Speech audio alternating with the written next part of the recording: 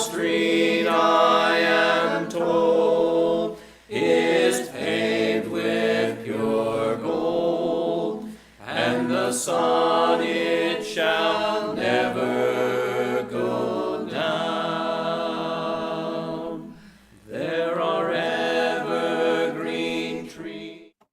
All right, so 10 Commandments is here given in Exodus 20. God speaks directly to them from Mount Sinai, declaring that he is the Lord their God. He explains that he is the Lord that brought them out of Egypt, and he gives them the 10 Commandments. So it opens up, then God spoke all these words, saying, I am the Lord your God, who brought you out of the land of Egypt, out of the house of slavery. What's the significance of verse 2?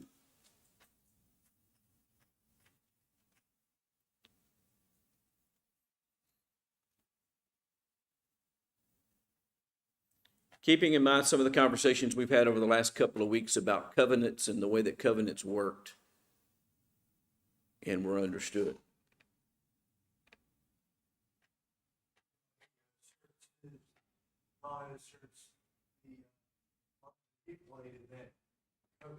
Exactly. And when he is asserting the reason why he is the primary in the covenant, he's reminding them of his power and what he has done for them. Now, if they wish to sustain a relationship with him, they should do what? Follow his commandments. That's the way these ancient covenants worked. And so a nation moves in and takes another nation, usually because they think that they can make better use of the land or help the people and serve them better in some way. And they say, okay, this is who we are. This is what we've done for you. Now, this is what we expect from you. And if the covenant can be agreed to, then there's no problem. What happens if the covenant is not agreed to?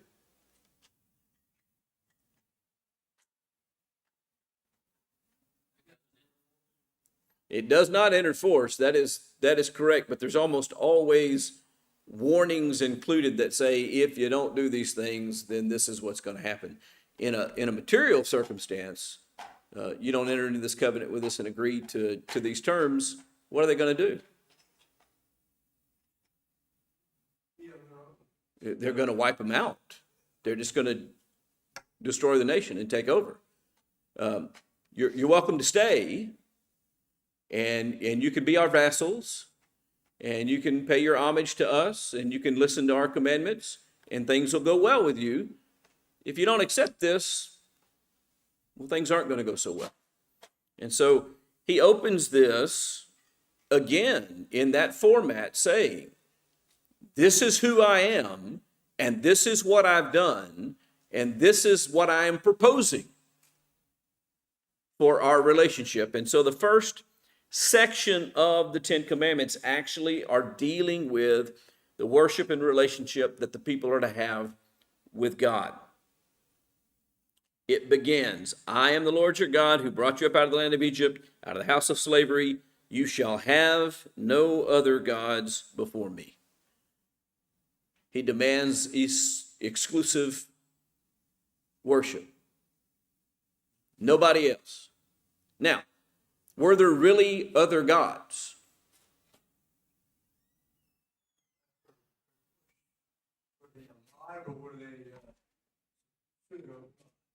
Yeah.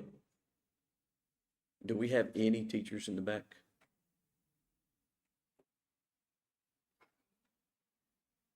We got it. There's one coming.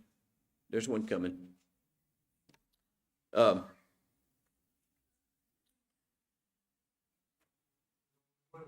There's only one living God, one God who actually made the world and all that it contains, one real God, but were there other gods in the minds of men? And the answer is yes. In fact, and there's some debate about this as far as how this all worked exactly, but largely, and it's going to be reflected later on in this very story, Largely what would happen is they needed something that they could see and relate to and from the material world, because God can't be seen. And so it usually represented or usually looked like something in the material world, or was something in the material world. Egypt that they just come from had a whole pantheon of gods, the greatest of which was represented by the sun. And there was different things that represented different gods, all explaining different aspects of life. In their mind,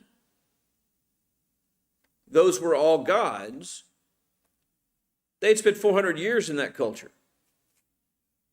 God says, you shall have no gods before me. I'm it. That's rule one, to some extent. I mean, yeah, they knew of him. Yeah, they knew of him, which is why they cried out to him. But it had been a long, long time since they had worshiped him or had a prophet until Moses came along. And so he starts off by saying, I'm it. Yes, sir. Here's the transition between the patriarchal age and the Mosaic age, where God spoke to the patriarchs one-on-one, and here he's speaking to a whole. He's speaking to the people. Then verse 4 is commandment 2. You shall not make for yourself an idol, or any likeness of what is in heaven above, or on the earth beneath, or in the water under the earth. Verse 4 is kind of significant, and it actually goes through verse 6, so let me just read all of this. You shall not worship them or serve them, for I, the Lord your God, am a jealous God, visiting the iniquity of the fathers on the children, on the third and fourth generations of those who hate me, but showing loving kindness to thousands, to those who love me and keep my commandments. And so, exclusive worship, and he says, let me define what I mean by that. What do I mean by you shall have no other gods before me? I'll tell you what that means. That means you don't look at the things in the world, carve images of them, and worship them as if they are me. He said, and he's very universal in the way he deals with this. He says, not those things that are in the heavens above. We just talked about.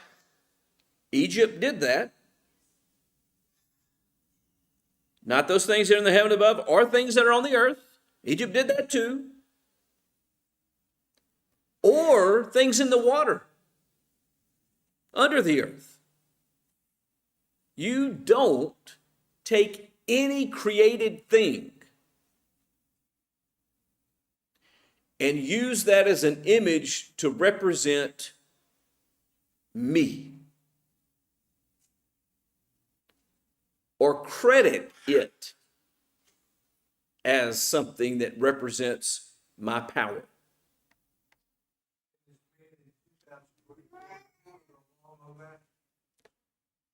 Go one more time.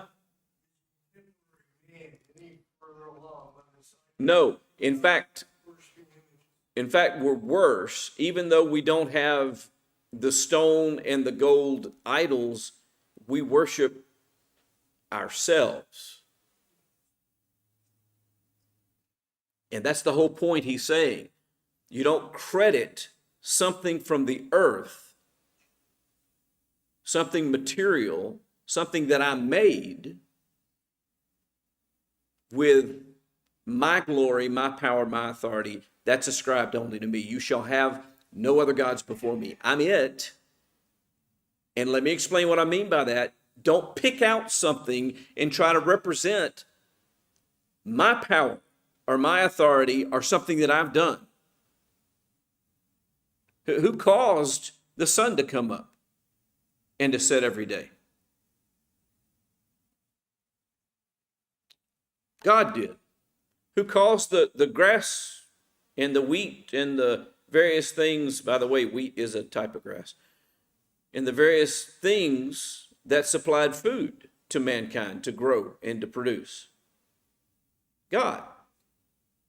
Don't create an image of something and say, this is the one who has done this thing.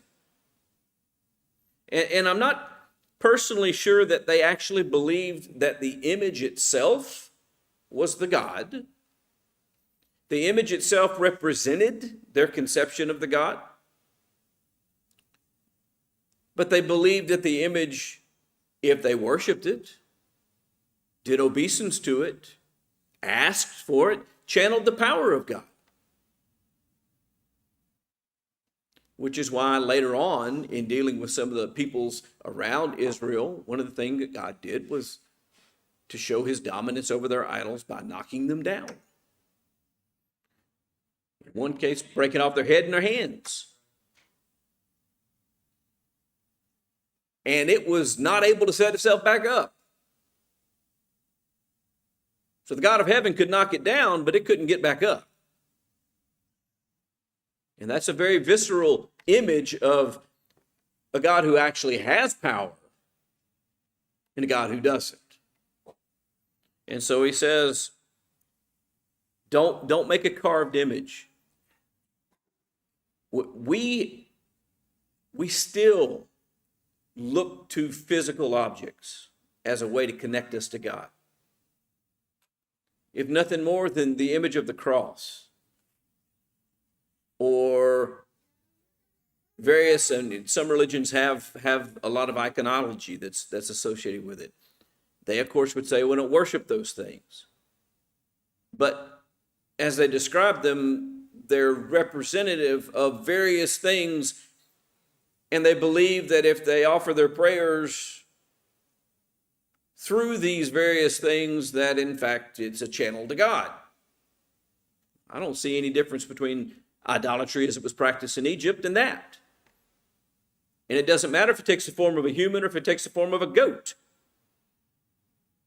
Or if it takes the form of the sun itself. It doesn't really matter. Right. So that's what he's talking about. He's talking fundamentally about who he is and what their relationship with him should be. And so the next thing he says is in verse 7, that they are to have reverence for his name. You shall not take the name of the Lord your God in vain. For the Lord will not leave him unpunished who takes his name in vain. What does it mean to take the name of the Lord in vain?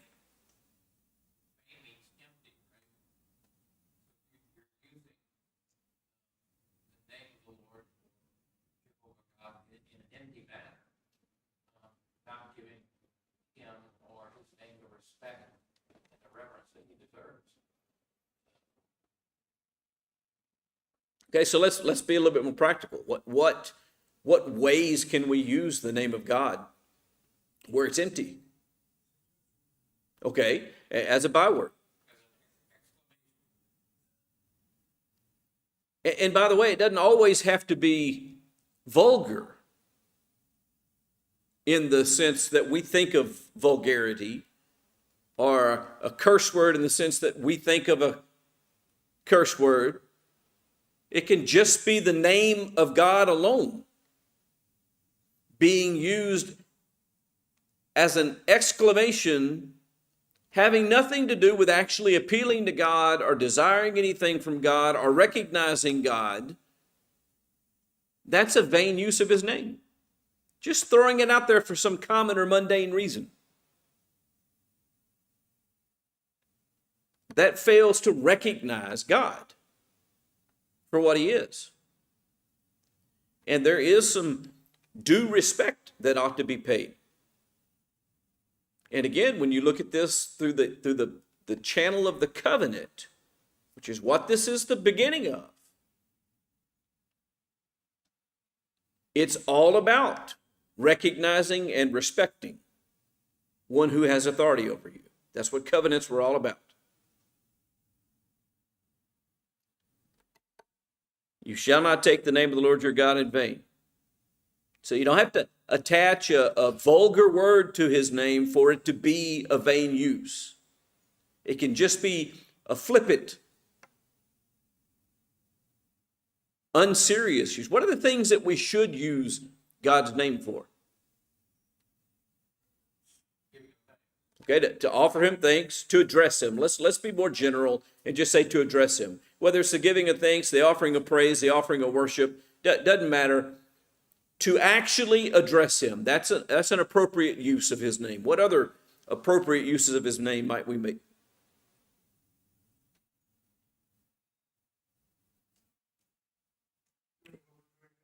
Okay, teaching and proclaiming.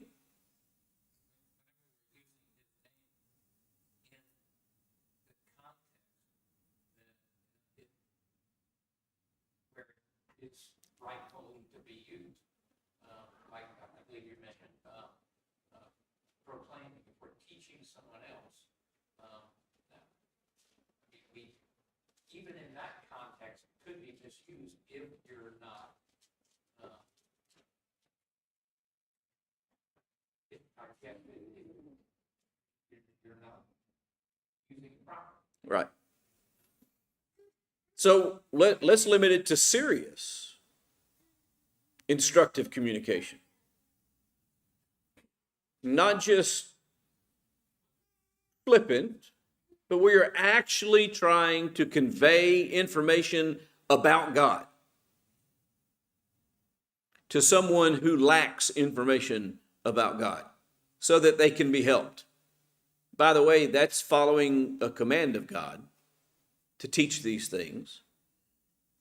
However, how far did the Jews actually end up taking this eventually? They will not use the name Jehovah at all. Even to this day, in writing, they will leave out one letter and underscore in that place. That's how far they took this. Now, I think they go too far in that. But I guess it's better to do that than it is to use it flippantly and to fail to show respect to God. The scribes were copying the scriptures. Before they wrote the name of Jehovah God, they had to go and cleanse themselves and then come back and write that. So these things are, again, about the relationship with God. Now listen to the next one. This is going to take several verses as well. It goes from about verse 8 till verse 11. Remember the Sabbath day to keep it holy. 6 days you shall labor and do all your work, but the seventh day is a Sabbath unto the Lord your God. In it you shall not do any work, you or your son or your daughter or your male or female servant or your cattle or your sojourner who stays with you. For in 6 days the Lord made the heavens and the earth and the sea and all that's in them, and rested on the seventh day. Therefore the Lord blessed the Sabbath day and made it holy. What is this observance of the Sabbath? What does this have to do with their relationship with God?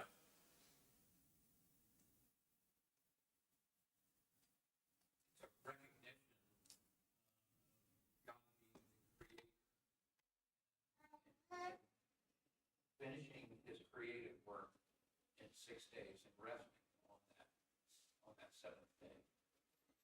Okay, I have no problem with that. Did God make man and say, hey, I'm gonna form a creature that can work 6 days but has the rest of every seventh day? Yeah, so man wasn't made for the Sabbath. The Sabbath was made for man. What role is it playing? If we take just what's said here in these 3 verses, did I get the number right? 1, 2, 3, 4 verses. These 4 verses. What role is it playing?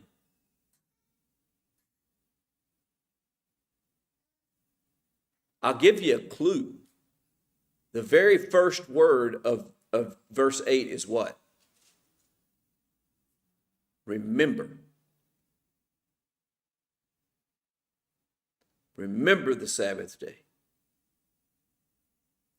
If you get to the Deuteronomy account of the law, which is the second giving, it says that you should observe the Sabbath.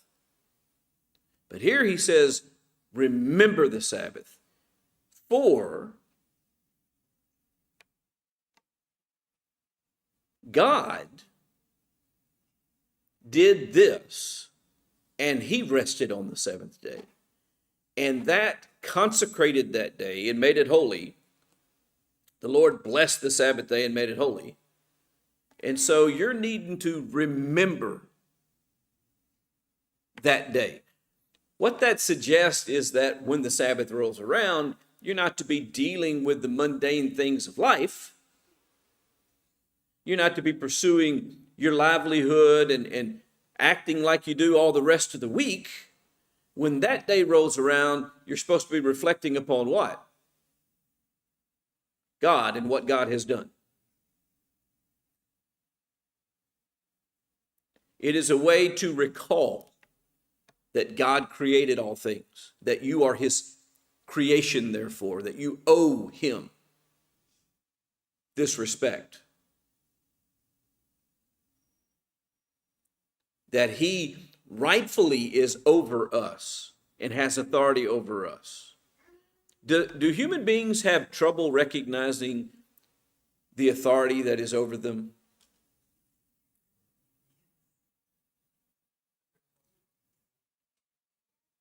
I mean, everywhere.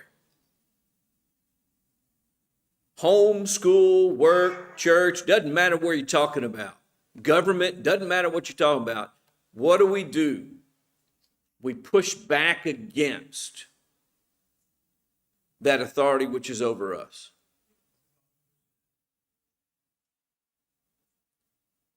This was a way for them to remember why God had the authority.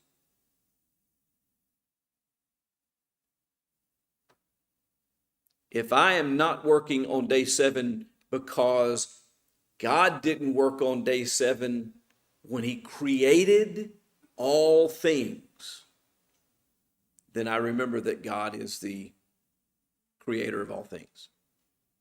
And that I am part of that creation. It's kind of interesting that almost, well, not even almost, all the rest of God's creation obeys completely the will of God. It's mankind that struggles with the authority thing. This again was done to help us understand his place, his role, to remind us that, hey, he's the one who brought us up out of sin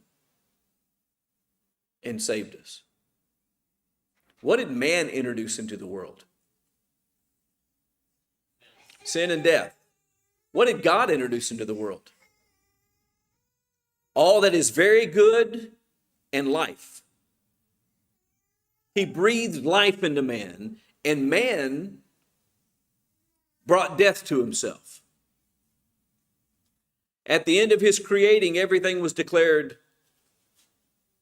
very good. Not just good, but very good. What did man bring in?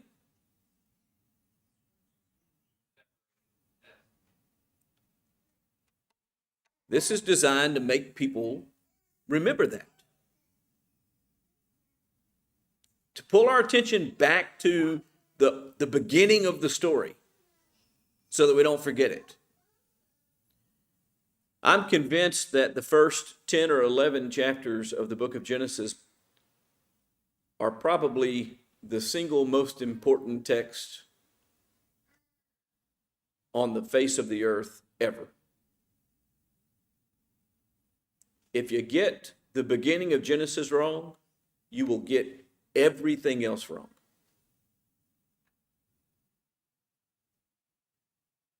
And he wants them to remember. All the way back to creation.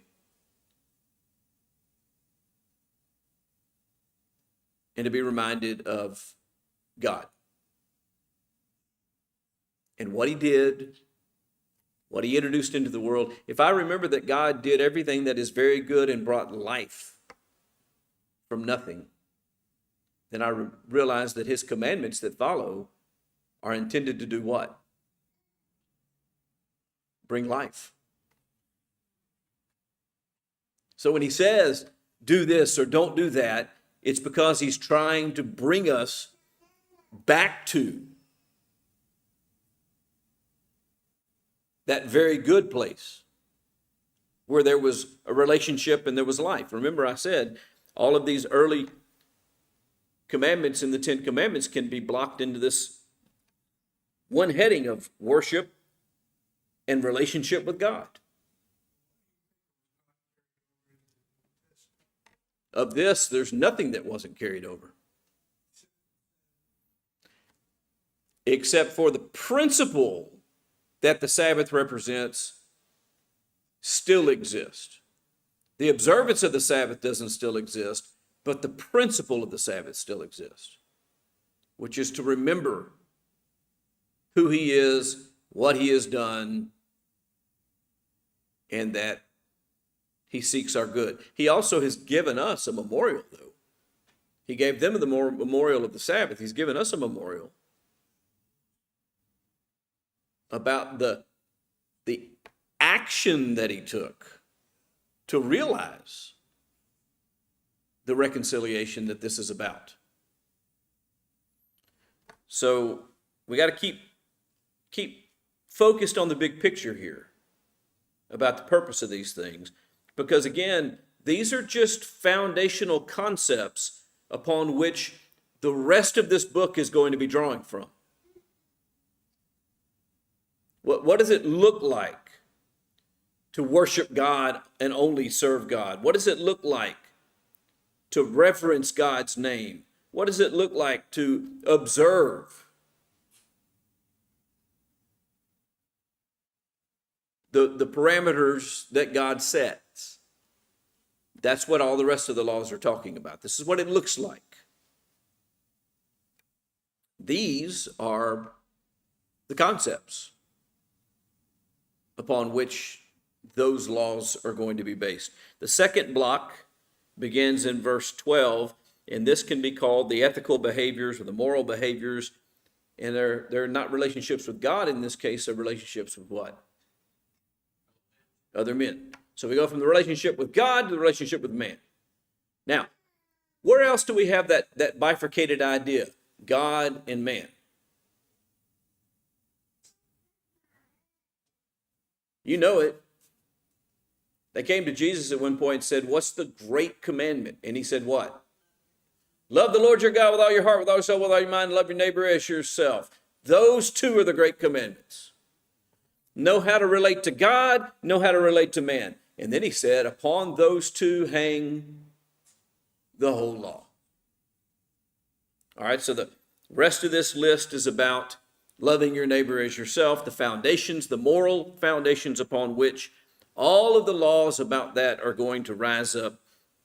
Honor your father and mother, that your days may be prolonged in the land which the Lord your God gives you. Principle number one in your relationship with the rest of humanity is, now, principle number one in the relationship with God was what? You shall have no other gods before me. Principle number one in the relationship with the rest of humanity is what? Respect your parents. If you don't respect your parents, it is not going to go well with you. This, he says, do it that your days may be prolonged in the land which the Lord gives you. How serious a thing is the failure to respect parents? How much trouble, let's rephrase that, how much sin are people led into when they fail to respect that relationship?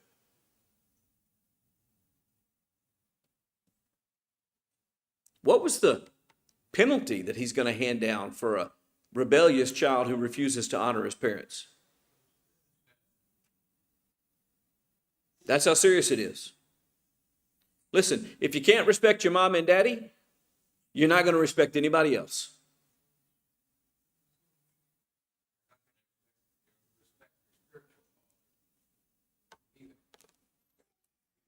You shall not murder, verse 13. The sanctity of life. A lot of the older translations said, thou shalt not kill. That confuses a lot of people. Murder's the better word there. The idea being the attitude. I mean, we just mentioned the fact that God's going to command people who has rebellious children to stone them to death. Are they breaking thou shalt not kill? No, because the idea is you don't do it without justification, without authority. And God does grant authority in certain cases and tells who has that authority.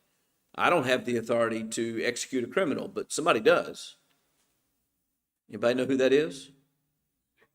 The government. Romans 13. Your leaders do not bear the sword for nothing. They are avengers for God against evildoers. Governments do have the right to war, and they do have the right to enact the death penalty when it's called for and appropriate.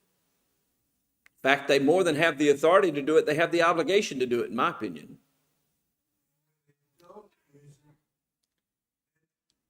Civilization isn't going to last very long. It contributes to the destruction, which is exactly what he's saying. It's not a deterrent. So government is a deterrent or not.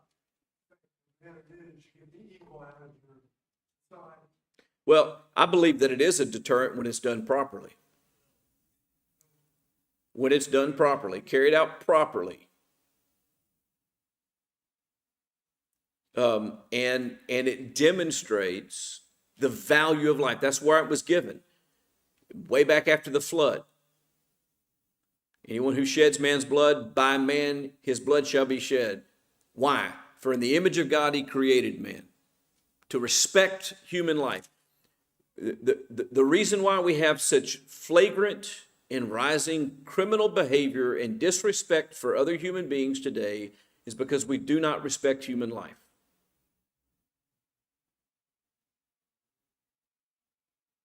If you respect human life, there's a lot of behaviors that just don't get engaged in. The only way to respect human life is to start at the beginning. Verse 14, you shall not commit adultery. This is about faithfulness. It's about faithfulness in the home. It's about faithfulness with God.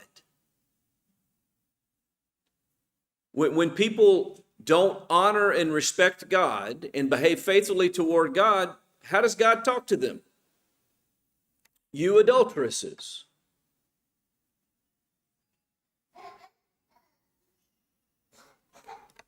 It's about faithfulness.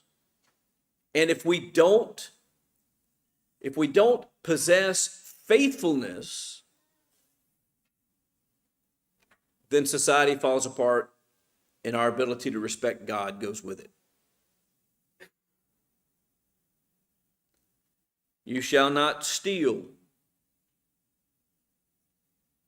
Respect for property. Doesn't belong to me. I'm not going to take it. Does it say you shall not steal unless you really need it? And then it's okay? No, it says you shall not steal. Now, if the people around me respect human life the way that these laws require them to respect human life, and they see someone in need, what do? They share, they give what they have to help. Then there's no need to steal. But because there's a lack of disrespect for human life in the relationships that we share, then you have people who need. And even if I'm in that situation, what does he say? Don't take it if it don't belong to you.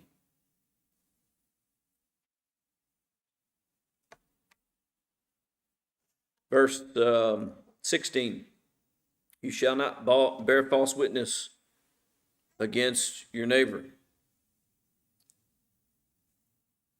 Who's my neighbor? You remember that exchange, right?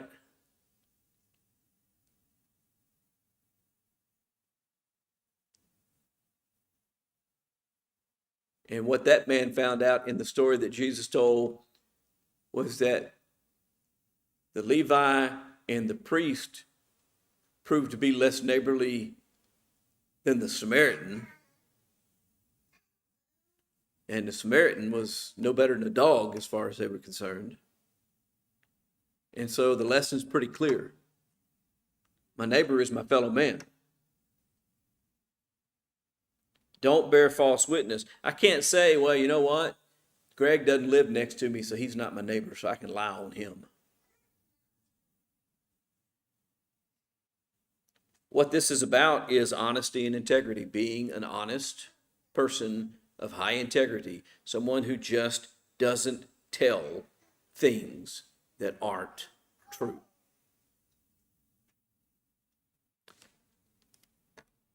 Verse 17. You shall not covet your neighbor's house. You shall not covet your neighbor's wife, or his male servant, or his female servant, or his ox, or his donkey, or anything that belongs to your neighbor.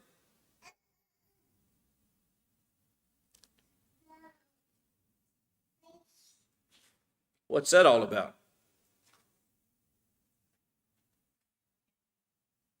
Okay.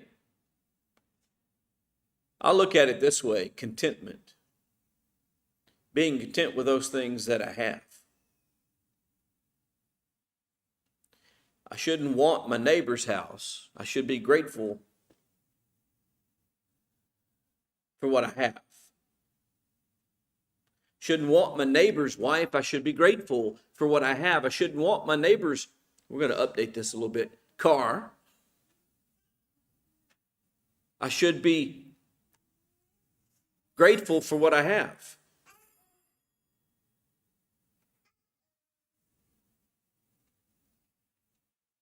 Anything that belongs to your neighbor. This is another one that kind of underscores property value as well. Recognizing property value. It belongs to my neighbor. It's not mine. We get to the New Testament. John got his head chopped off for telling somebody this, but he went up to him and said, hey, you have your brother's wife. And that's not right. Don't covet things that don't belong to you. David did it, didn't he? He looked at Bathsheba and he wanted Bathsheba. She was Uriah's wife, but he didn't care. He wanted her anyway. He failed to appreciate and value and respect Uriah as a fellow man.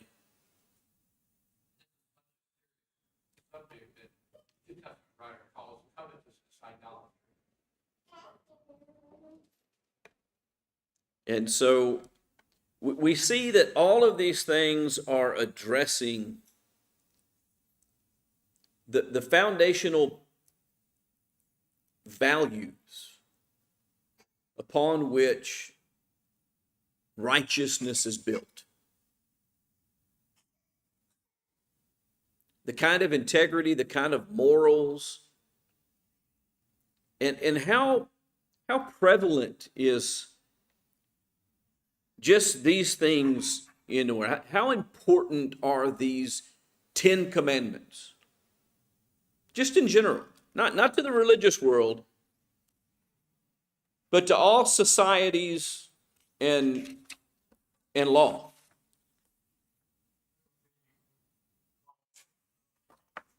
The, good people civilized without it. Everybody know what that is?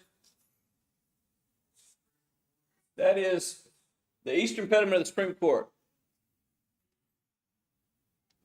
This guy right here. See what he's holding? That's Moses holding the Ten Commandments. You go on the inside, directly above the bench is a relief with a bunch of characters.